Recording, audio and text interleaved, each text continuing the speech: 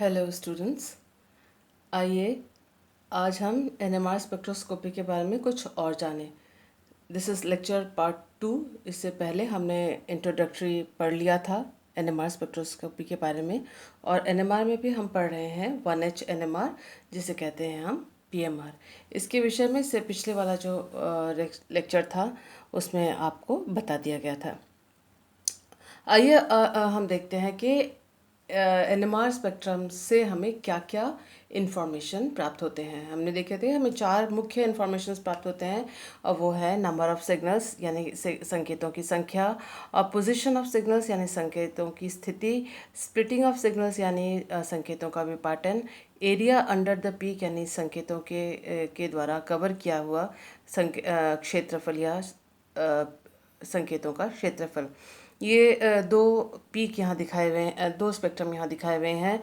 इन दोनों स्पेक्ट्रम की सहायता से हम आराम से ये चारों बातें समझ सकते हैं। जैसे पहला स्पेक्ट्रम है, इसमें देखिए नंबर ऑफ सिग्नल्स, यहाँ संकेतों की संख्या 2 है, और पोजीशन ऑफ सिग्नल यानी ये दोनों जो संकेत हैं वो अलग अलग पोजीशन पे है। ये देखिए एक 6 से नीचे पीपीएम पर है और दूसरा 9 से ऊपर पीपीएम पे है। उसके बाद है स्प्लिटिंग ऑफ सिग्नल्स। यहाँ देखिए 2 संकेत हैं और ये संकेत दोनों के दोनों विपाटित या स्प्लिट सिग्नल्स हैं।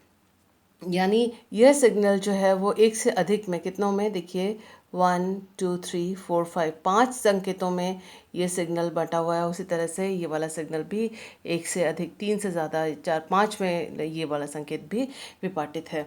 एरिया अंडर द पीक, इन दोनों के जो का क्षेत्रफल है वो एक दूसरे से थोड़ा सा भिन्न है, लेकिन इस चीज़ को आप नेक्स्ट वाला जो एग्जांपल आप स्क्रीन पे देख रहे हैं उससे समझ सकते हैं। यहाँ आप देखें कि इस वाले सिग्नल में, इस वाले स्पेक्ट्रम में आप देखें कि यहाँ पर 3 संकेत हैं और ये सबसे छोटा संकेत है, और इसका जो एरिया है, क्षेत्रफल, वो कम है। यहाँ पर आप एक और चीज़ देख सकते हैं कि ये जो संकेत है वो बहुत ज़्यादा विपाटित है, जबकि ये सिर्फ 3 में है और ये भी 3 संकेतों में विपाटित है। इन तीनों संकेतों का पोजीशन अलग अलग है। तो नंबर ऑफ सिग्नल्स 3 है, पोजीशन ऑफ सिग्नल्स देखिए ये जो है वो 1 पीपीएम के आसपास, 0.8 के आसपास है। ये 2.5 और 3 के बीच में ये संकेत है, और ये 7.5 के आसपास ये वाला संकेत है। तो आप देख सकते हैं कि इनके संकेतों की पोजीशन अलग अलग है, क्योंकि हाइड्रोजन्स अलग अलग प्रकार के हैं। उसी प्रकार से आप देख सकते हैं कि स्प्लिटिंग, सभी संकेतों में अलग अलग स्प्लिटिंग हुई है, जिससे अलग अलग बातें हमें उस संबंधित प्रोटॉन या हाइड्रोजन के बारे में पता पड़ती हैं। एरिया अंडर द पीक ये सबसे छोटा है, तो और ये वाला संकेत जो सबसे बड़ा है, तो उससे भी हमें यौगिक के संबंध में महत्वपूर्ण जानकारियाँ एनएमआर स्पेक्ट्रम से प्राप्त हो सकती हैं।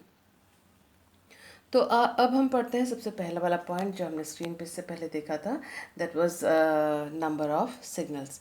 नंबर ऑफ सिग्नल्स, संकेतों की संख्या है। इसमें देखें कि नंबर ऑफ सिग्नल्स कितने होंगे, जितने भी नंबर, संकेतों की संख्या जितनी भी होगी, उतने ही प्रकार के भिन्न भिन्न प्रोटॉन्स यौगिक में उपस्थित होंगे। यानी संकेतों की संख्या से, एनएमआर स्पेक्ट्रम में संकेतों की संख्या से आप ये पता कर सकते हैं कि उस अज्ञात यौगिक में कितने प्रकार के हाइड्रोजन उपस्थित हैं। जैसे कि आप स्क्रीन पे देख रहे हैं इथेनॉल का स्पेक्ट्रम। इसमें देखिए मैंने अलग अलग कलर से आपको इथेनॉल के हाइड्रोजन्स दिखाए हुए हैं। आप देखें यहाँ पर कि ये जो हाइड्रोजन है अलग है, ये अलग है, ये अलग है। 3 प्रकार के हाइड्रोजन्स दिखाए हुए हैं स्क्रीन पे, और आप देखें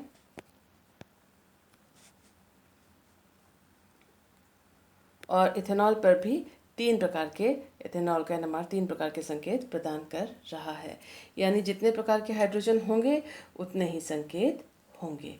उसी प्रकार से जो नेक्स्ट आपके यहाँ पर स्क्रीन पे एग्जांपल है, उसमें भी आप देखें, ये है इथाइल 2 क्लोरोप्रोपियोनेट का, और इसमें हाइड्रोजन्स के जो प्रकार हैं वो देखिए 1 2 3 4, 4 प्रकार के हाइड्रोजन हैं और 4 प्रकार के ही संकेत आप स्क्रीन पे देख सक रहे हैं। 1 2 3 4, तो 4 संकेत हैं। हम ये जान लें कि एक प्रकार के प्रोटॉन, सभी एक प्रकार के प्रोटॉन एक ही स्थान पर संकेत देंगी। क्या अर्थ है इसका? आप ये समझ लें जैसे कि इथेनॉल में है, इथेनॉल में ये तीनों हाइड्रोजन CH3 के ये तीनों हाइड्रोजन एक जैसे हैं तो वो एक ही जगह पर संकेत देंगे, जैसे ये यहाँ पर दे रहे हैं। ये CH2, ये दोनों हाइड्रोजन एक ही प्रकार के हैं तो एक जगह संकेत देंगे। ये OH एक ही प्रकार का अकेला संकेत है तो वो एक जगह पे देगा। सिमिलरली इसी प्रकार से आप देखिए ये तीनों हाइड्रोजन्स एक ही प्रकार के हैं तो एक संकेत देंगे। ये तीनों हाइड्रोजन इससे अलग हैं। इससे अलग क्यों है?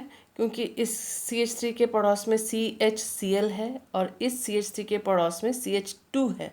तो इन दोनों के जो पड़ोसी हैं वो अलग हैं, तो इनके आसपास इलेक्ट्रॉन्स का घनत्व अलग है और इनके आसपास का इलेक्ट्रिक फील्ड अलग है, इनके आसपास का मैग्नेटिक फील्ड अलग है। इसलिए ये CH3 और ये CH3 एक समान नहीं है। लेकिन इस CH3 में ये तीनों हाइड्रोजन एक समान है तो वो एक ही संकेत देंगे। इस CH2 में ये दोनों हाइड्रोजन एक ही समान है तो एक संकेत देंगे। और यहाँ पर ये CH3 इस CH3 से इस CH2 से भिन्न है, इस CH से भी वो भिन्न है, तो ये जो हाइड्रोजन है वो तीनों हाइड्रोजन एक प्रकार का एक संकेत देंगे। तो अब उसका मतलब हम ये समझ लें कि एक प्रकार के प्रोटॉन का अर्थ है कि वो केमिकली, मैग्नेटिकली और स्टीरियोकेमिकली सेम हो, यानी रासायनिक, त्रिविम रासायनिक रूप से भी एक हो, उनका मैग्नेटिक वातावरण एक जैसा हो, वैद्युत चुंबकीय और रासायनिक वातावरण केमिकली भी वो एक समान हो, रासायनिक रूप से भी, मैग्नेटिक रूप से भी, स्टीरियोकेमिकली भी वो एक समान हो, तब जाके वो एक संकेत प्रदान करेंगे, अन्यथा नहीं।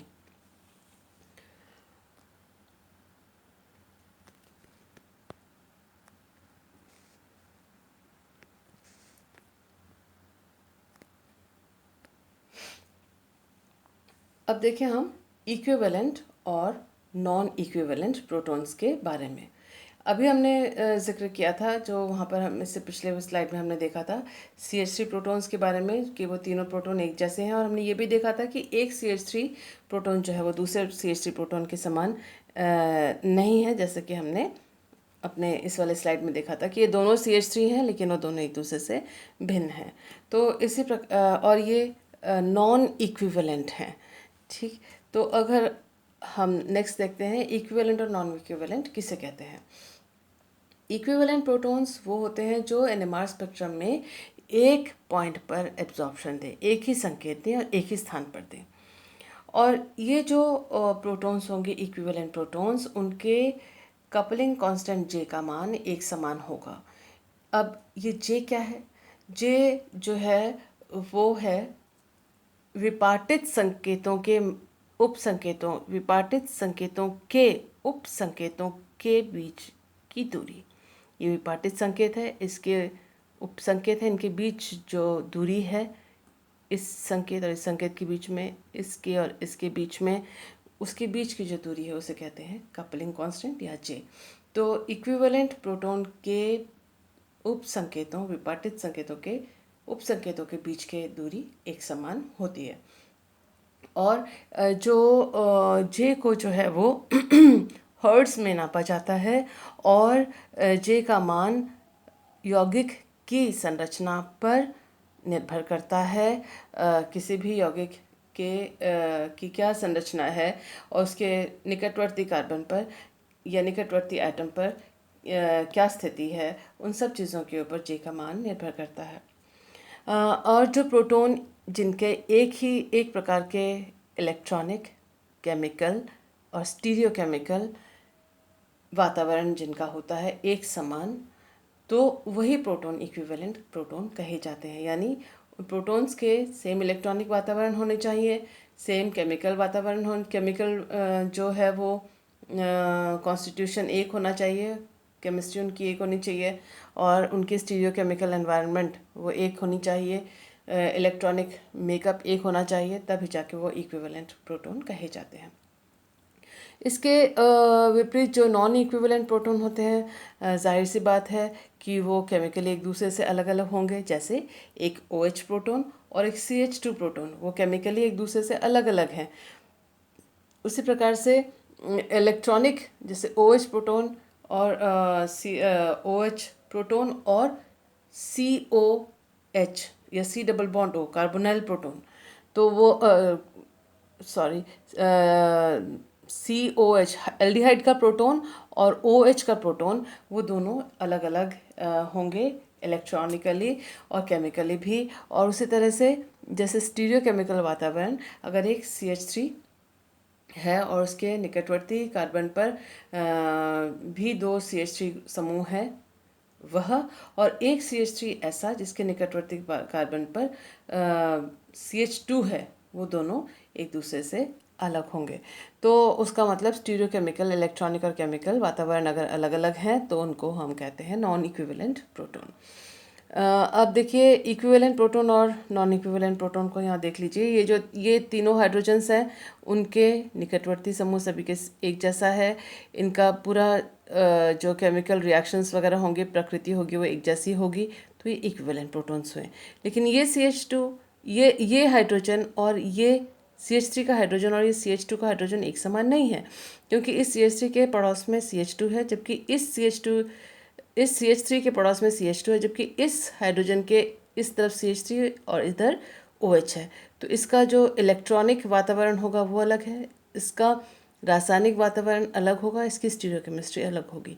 तो ये CH2 के हाइड्रोजन इस CH3 के हाइड्रोजन और इस OH हाइड्रोजन से एक दूसरे से भिन्न होंगे। ठीक उसी प्रकार से OH हाइड्रोजन जो है और CH2 हाइड्रोजन एक जैसे नहीं है। ये एल्कोहलिक है, जबकि ये मिथिलीन ग्रुप है। तो ये हाइड्रोजन एक दूसरे से अलग हैं।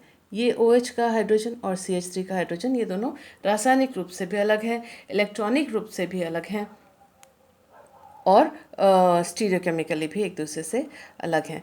तो इनको हम आपस में कहेंगे नॉन इक्विवेलेंट, लेकिन एक ही CH3 समूह के सारे कार्बन को कहेंगे हम इक्विवेलेंट। ये इक्विवेलेंट प्रोटॉन्स है, CH2 प्रोटॉन्स अपने आप में इक्विवेलेंट, ये CH3 प्रोटॉन्स अपने आप में इक्विवेलेंट, और ये आपस में एक दूसरे के नॉन इक्विवेलेंट। अब हम जानते हैं होमोटॉपिक और हेटेरोटॉपिक प्रोटॉन्स के बारे में। होमोटॉपिक प्रोटॉन्स वो केमिकली इक्विवेलेंट प्रोटॉन्स होते हैं, यानी एक जैसे होते हैं, उनका जो केमिकल रिएक्शन होगा, केमिकल प्रॉपर्टी होगी, वो एक जैसी होगी। और कैसे पहचान करें, उसके लिए है कि यदि हम होमोटॉपिक प्रोटॉन्स को किसी अन्य समूह Z के द्वारा अगर हम रिप्लेस कर देते हैं तो हमें सेम कंपाउंड मिलेंगे। और होमोटॉपिक जो प्रोटॉन्स हैं वो केमिकली इक्विवेलेंट प्रोटॉन्स हैं और होते हैं, और वो NMR में एक ही संकेत प्रदान करते हैं। तो आप देखें कि यहाँ पर एसीटोन का एग्जांपल आप स्क्रीन पे देख रहे हैं। तो एसीटोन में CH3CO CH3, तो ये CH3 और ये CH3 एक दूसरे से भिन्न है क्या या एक समान है, कैसे पता करें हम? उसके लिए हम हाइड्रोजन को किसी अन्य समूह Z के द्वारा रिप्लेस कर लेते हैं। आप देखें स्क्रीन पे कि हमने अगर किसी अन्य समूह Z के द्वारा रिप्लेस किया तो हमें पहले मिला CH2ZCOCH3, और दूसरा हमें मिला CH3। अगर इस वाले हाइड्रोजन को रिप्लेस किया तो हमें मिलेगा CH3COCH2Z। इधर वाले को रिप्लेस किया Z से एक बार और इधर वाले को रिप्लेस किया एक एक हाइड्रोजन को एक बार, दोनों ही स्थिति में हमें सेम कंपाउंड मिलेंगे। तो अगर मिल रहे हैं उसका मतलब ये वाला CH3 और ये वाला CH3 के हाइड्रोजन्स ये दोनों सेम है। तो इसीलिए ये 6 प्रोटॉन्स होमोटॉपिक प्रोटॉन्स हैं और एक ही NMR संकेत प्रदान करेंगे। हेटेरोटॉपिक प्रोटॉन ठीक इसके विपरीत, यानी ये जो हेटेरोटॉपिक प्रोटॉन्स होते हैं वो केमिकली एक दूसरे से भिन्न भिन्न होते हैं, नॉन इक्विवेलेंट होते हैं। होमोटॉपिक प्रोटॉन्स ये दोनों CH3 समान हैं, इनके हाइड्रोजन समान है और एक ही रासायनिक अभिक्रिया रासायनिक गुण प्रदर्शित करेंगे। हेटेरोटॉपिक अलग अलग प्रदर्शित करेंगे। और जैसे हमने पहचान के लिए किया था कि जो इनमें से एक प्रोटॉन को अगर हम किसी अन्य ग्रुप Z के द्वारा रिप्लेस कर देते हैं तो यदि हमें अलग अलग यौगिक प्राप्त होते हैं नतीजन, तो हम उन प्रोटॉन्स को हेट्रोटॉपिक प्रोटॉन्स कहेंगे। जैसे देखिए मिथेनॉल आपकी स्क्रीन पे आप देख रहे हैं। यहाँ पर मिथेनॉल में ये जो एक CH3 प्रोटॉन है और दूसरा है OH प्रोटॉन। CH3 प्रोटॉन के हाइड्रोजन को अगर हम Z से रिप्लेस कर दें तो हमें मिलेगा CH2ZOH, और OH प्रोटॉन के हाइड्रोजन को अगर हम Z से रिप्लेस करें तो हमें मिलेगा CH3OZ। तो ये जो दोनों कंपाउंड हमें मिलेंगे वो एक दूसरे से भिन्न यौगिक हैं, इसीलिए यानी ये दोनों हाइड्रोजन भिन्न भिन्न हैं, हेट्रोटॉपिक हाइड्रोजन है। और क्योंकि भिन्न है इसलिए दो प्रकार के हाइड्रोजन है, तो 2 NMR सिग्नल संकेत ये प्रदान करेंगे। आइए हम देख लेते हैं कुछ एग्जाम्पल्स के नंबर ऑफ NMR सिग्नल्स के बारे में। देखिए सबसे पहला एग्जाम्पल जो आपके स्क्रीन पे है वो है CH3 CH2 CH3 का। इसमें प्रोपेन में देखिए 2 NMR संकेत होंगे। क्यों? क्योंकि ये वाला CH3 जो है उसका निकटवर्ती समूह क्या है? CH2। इस CH3 का निकटवर्ती क्या है? CH2। तो इसका जो वातावरण है और इसका वातावरण सेम है। ये इसमें भी 3 हाइड्रोजन है, इसमें भी 3 हाइड्रोजन है। इसका भी निकटवर्ती समूह CH2 है, इसका भी निकटवर्ती समूह CH2 है। ये दोनों एक जैसे, ये दूसरे प्रकार का। तो 2 NMR सिग्नल्स। नेक्स्ट वाले एग्जाम्पल को देखते हैं। यहाँ देखिए CH3 CH2 Br। तो Br से CH2 जुड़ा हुआ है, तो इसके पास एक हाइड्रोजन एटम है और ये इलेक्ट्रोनेगेटिव एटम है उससे जुड़ा हुआ है। जबकि ये जो है वो CH3 है और 3 हाइड्रोजन है, और ये इसका निकटवर्ती CH2 है। इस CH2 का निकटवर्ती एक तरफ Br है और एक तरफ CH3 है। इस CH3 का निकटवर्ती केवल CH2Br है। इस CH2 का निकटवर्ती Br और CH3 है, यानी इन दोनों के एनवायरनमेंट एक दूसरे से अलग अलग हैं, पड़ोसी अलग अलग हैं, हाइड्रोजन की संख्या इनके ऊपर अलग अलग है, तो इनका रासायनिक जो गुण होगा वो अलग अलग होगा। इनका जो इलेक्ट्रॉनिक वातावरण है वो एक दूसरे से भिन्न है, प्लस स्टीरियोकेमिस्ट्री इन दोनों की आपस में एक दूसरे से अलग है, इसलिए इनको हमने A और B मार्क किया है और 2 NMR संकेत ये देगा। उसी प्रकार से नेक्स्ट जो है आप देखें, ये बेंजीन रिंग के हाइड्रोजन्स को दिखाया गया है। आमतौर पर हाइड्रोजन मार्क नहीं किया जाता, लेकिन यहाँ समझाने के लिए मार्क किया हुआ है। यहाँ देखिए बेंजीन रिंग में एक तरफ F है और एक तरफ NO2 है, तो फ्लोरो ग्रुप जुड़ा हुआ है और नाइट्रो ग्रुप जुड़ा हुआ है।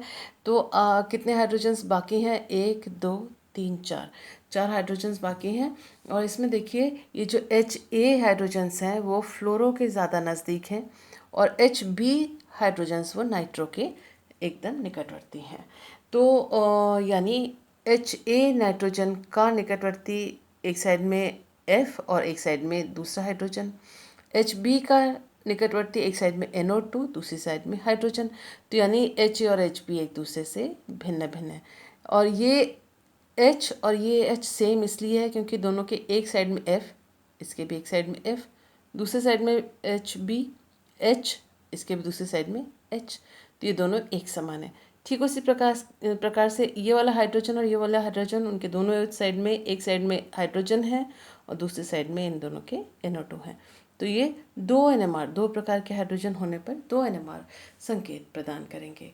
उसके बाद नेक्स्ट देखिए आप, यहाँ एक डबल बॉन्डेड कंपाउंड लास्ट आपके स्क्रीन पे दिख रहा है, और इसमें आप देखिए कि C डबल बॉन्ड C और इधर यहाँ पर 3 हाइड्रोजन हैं, और यानी ये CH2 है, ये CHCl है। अब आप ध्यान से देखें कि ये जो हाइड्रोजन है, ये हाइड्रोजन उस कार्बन से जुड़ा है जहाँ पर एक क्लोरो है। ये दोनों हाइड्रोजन उस कार्बन से जुड़े हैं जिसमें कोई क्लोरो समूह नहीं है, इसमें सिर्फ हाइड्रोजन ही है, यानी ये दोनों हाइड्रोजन इस हाइड्रोजन से भिन्न है, ये तो पता पड़ गया। अब ये दोनों इसी कार्बन से जुड़े हुए दोनों हाइड्रोजन एक दूसरे से भिन्न क्यों हैं? वो इसलिए क्योंकि ये जो HA है वो HB के करीब है, सिस में है, और H जो यहाँ पर D दिखाया हुआ है, ये HD, ये है Cl के सिस में है, ये H के सिस में है, ये Cl के सिस में है। यूँ भी कह सकते हैं कि ये HA Cl के ट्रांस में है, HD Hb के ट्रांस में, हाइड्रोजन के ट्रांस में है, ये Cl के ट्रांस में, ये हाइड्रोजन के ट्रांस में। तो उसका मतलब इनके आसपास इलेक्ट्रॉन का घनत्व एक जैसा नहीं है।